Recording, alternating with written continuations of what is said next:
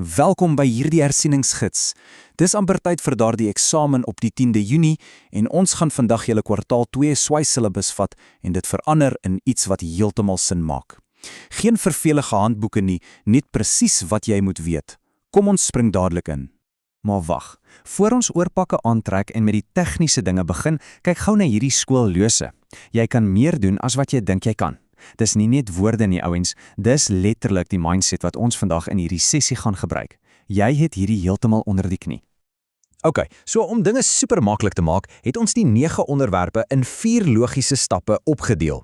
Ons kyk eers na veiligheid in die werkskankel, dan jou gereedskap, derdens moet jy jou materiaal ken, en laastens kyk ons na hoe daardie swyslasse en simbole regtig werk. Maklik, reg?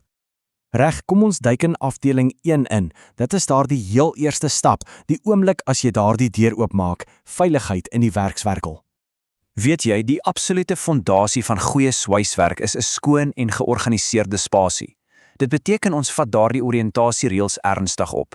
Sodra jy instap, trek jy dadelik jou PBT aan. Geen gehardloop nie, ons stap veilig.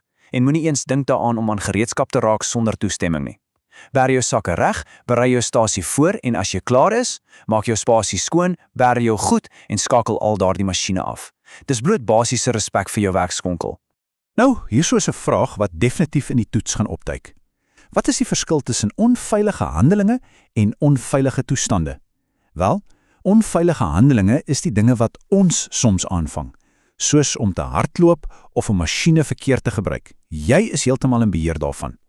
Maar onveilige toestand, dis die omgewing self. Dink aan losdrade op die vloer, swak ligte of 'n deurmekaar werkbank. Albei kan vinnige ongeluk veroorsaak. So, hou jou oë waawyd oop.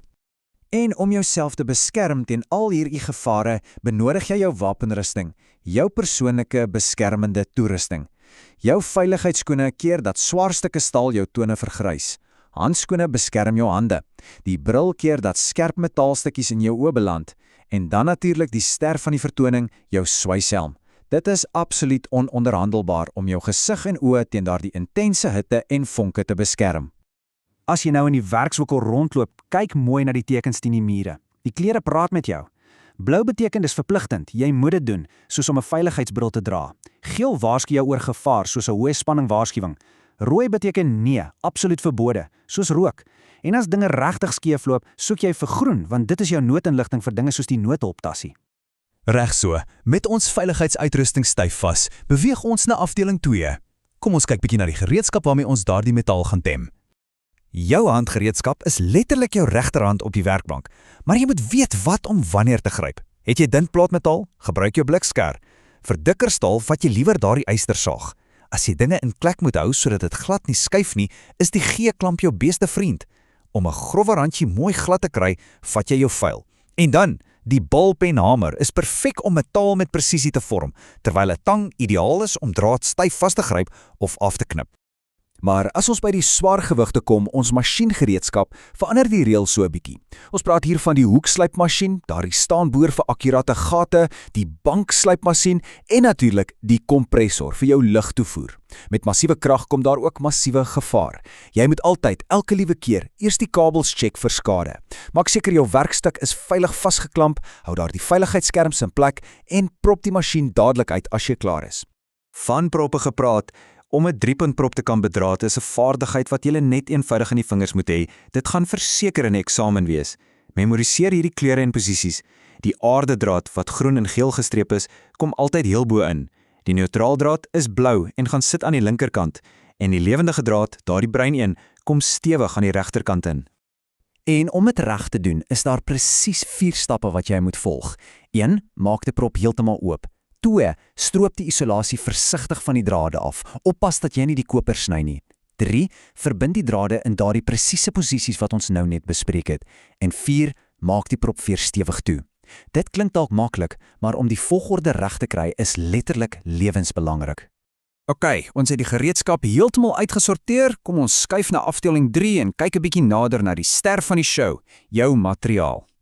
Jy kan mos nou nie regtig swys as jy nie weet wat jy swys nie, reg? Dink daaraan as 2 verskillende spanne op die veld. Aan die een kant het ons ysterhoudende metale. Hulle bevat yster. Wat beteken 'n magneet sal dadelik daaraan vasklou, maar ongelukkig roes hulle ook baie maklik. Dink aan dinge soos sagte staal.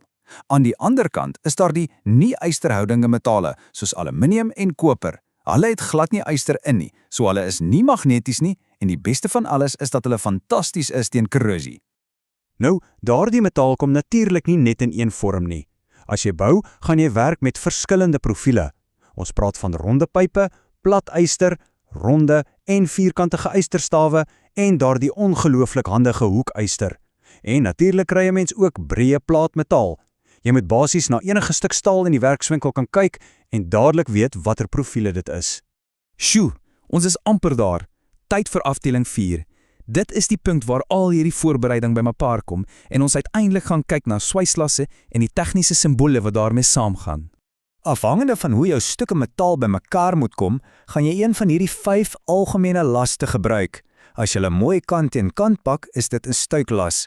As een oor die ander een lê, is dit 'n oorvlellende las. Bou jy 'n L-vorm, dis 'n hoeklas. As hulle in 'n perfekte 90 grade kruising ontmoet, noem ons dit die T-las. En laastens is daar die randlas, vir wanneer jy net die parallelle kante aan mekaar wil vasmaak. Maar wag net so 'n bietjie. Voordat jy daardie boog slaan, moet jy eers na die bouplanne kyk. En dit bring ons by 'n baie groot vraag. Watter Joos vertel 'n swys-simbool eintlik vir ons as ons daarna kyk? Kyk, hierdie simbole is letterlik die padkaart vir jou projek. So 'n simbool vertel jou onmiddellik presies watter tipe swys jy moet gebruik. Dit wys presies waar op die materiaal die las geplaas moet word.